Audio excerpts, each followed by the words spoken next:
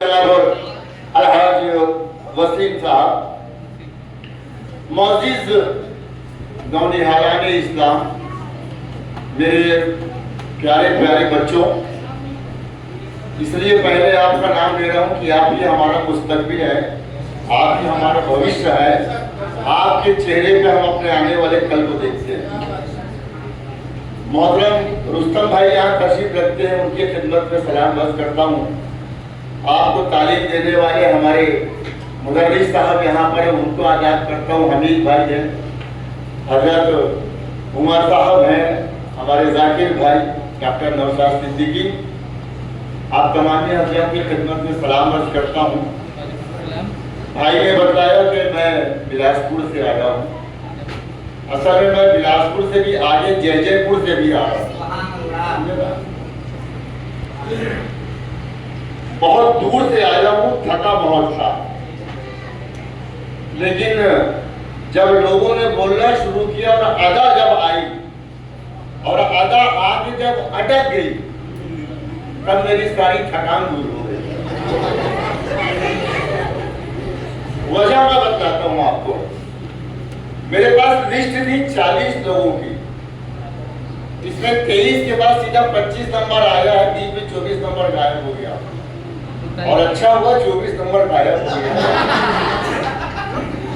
है। अब पता ही नहीं चाहता 24 हमारे बीच रहे तो हम क्यों किसी को और तरजीह दें। 39 लोगों ने हिस्सा लिया। 22 मौज़ूआत थे, 22 विषयों पर आपने बातचीत की। सबसे ज्यादा बातचीत हुई है सीरत रसूल पर, हुज़ूर सल्लल्लाहु अलैहि वसल्लम पर तकरीबन 6 लोगों ने बात की है। आखिरी तक मैं एक विषय के लिए बड़ा मुंतजर था कि इस विषय पर बात हो, लेकिन 38 नंबर तक किसी ने बात नहीं किया।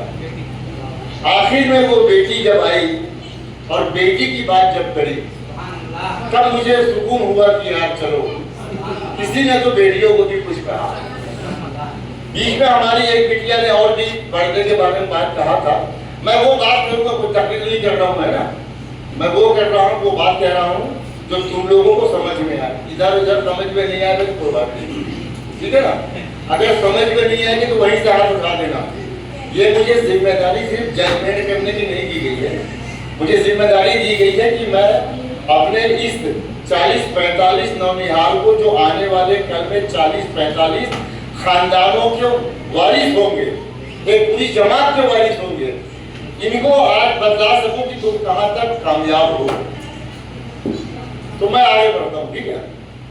मजहब इस्लाम में हमारे यहाँ जब भी तकरीर होती है, बड़े बड़े इजलास करते हैं हम लोग, गौसे आजम से लेकर गरीब नवाज तक, हुजूर सरवरे कायनात से लेकर तो हज़रत सैयदी बाबा रहमतुल्लाह अलैह तक लाखों रुपए खर्च करते हैं कव्वाली और तकरीरों में।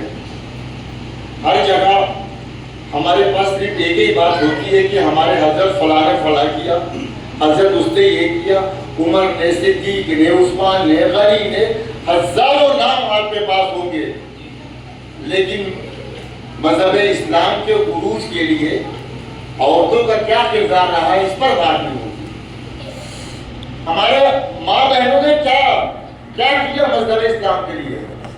आपको मालूम होना चाहिए कि जब लोगों ने इस्लाम कबूल किया और मक्के के लोगों ने उन पर जुल्म करना शुरू किया कि इस्लाम को मत मानो, तो सबसे पहले जिसकी कुर्बानी हुई वो एक औरत थी, है ना। नाम बताइए ना, सुमैया, सुमैया, है ना।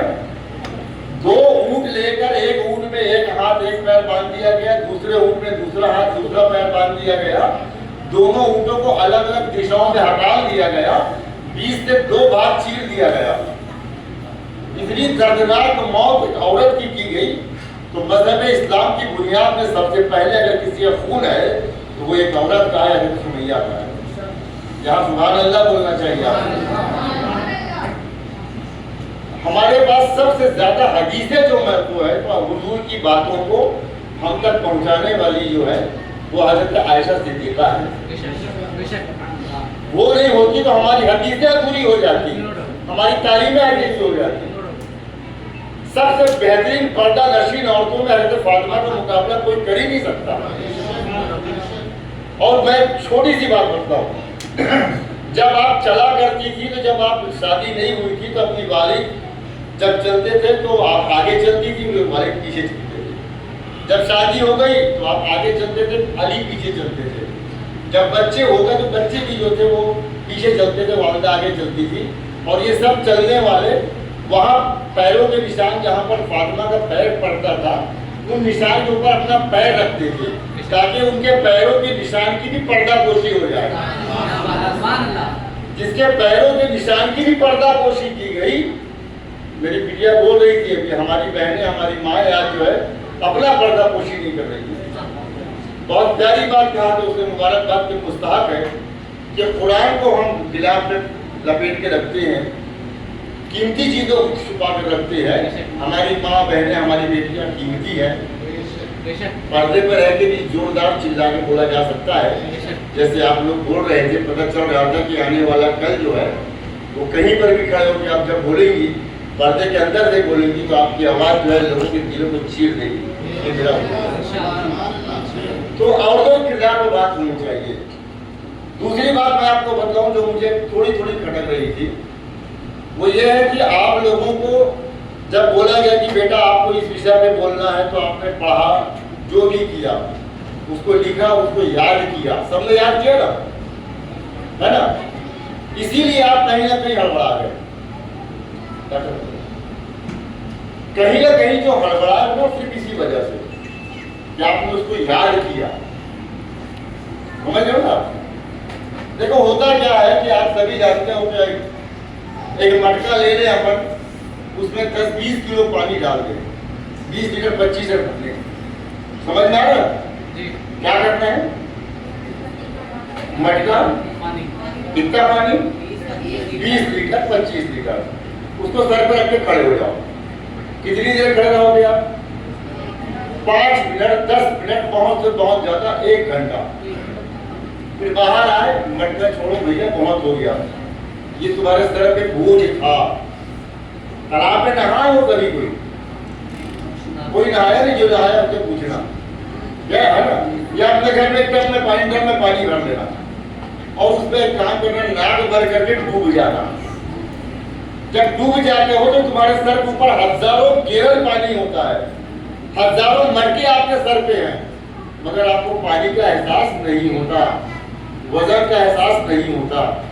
जब आप पढ़ो तो उसको याद मत करो, उसमें डूब जाओ। क्या बात? जैसे मेरी बेटी ये बहुत कहीं नहीं अटक रही थी, डूब गई थी उसके अंदर। उसको समझो तो कहना क्या चाहता है, वो बात क्या कर रहा है।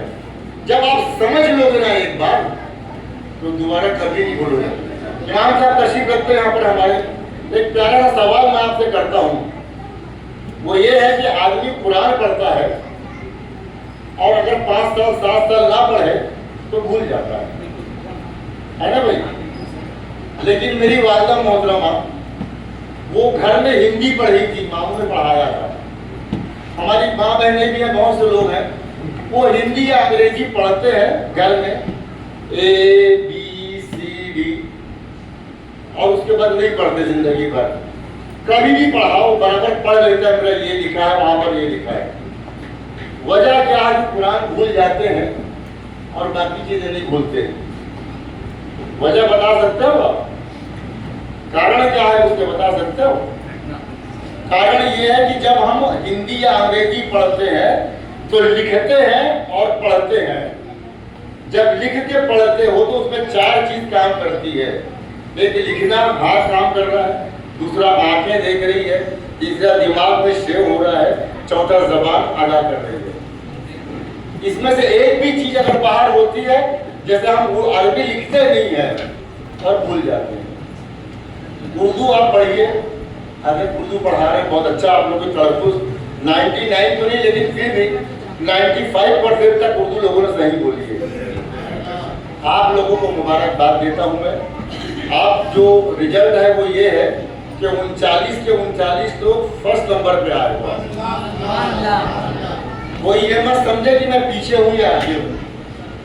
सब बहुत अच्छा बोल रहे हो, जो जैसा बोला है बहुत अच्छा बोला है, जो नहीं बोला है वो कल अच्छा बोलेगा इंशाअल्लाह, समझे ना। इसलिए आप सब मुबारकबाद के मुस्ताफ के अंदर माइक पकड़ के खड़े होने में ना 14 साल लग गए थे। तो हम जैसे लोगों को 14 साल बाद माइक मिला तो हम आ गए थे। आज के 9 साल की उम्र में हमारी बिटिया लोगों ने और हमारे बच्चों ने बोलना शुरू किया है। मुबारकबाद को मुस्ताहक है।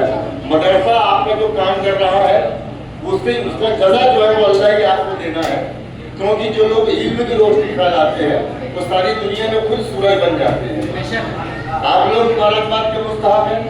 मुझे जो कहना था वो इतना ही कहना था कि पहली बात ये है कि इल्म में डूबो, समझने की कोशिश करो, समझ में नहीं आए तो पूछो और पूछ के समझो, और समझ के जब पढ़ोगे तो हमेशा याद रहेगा।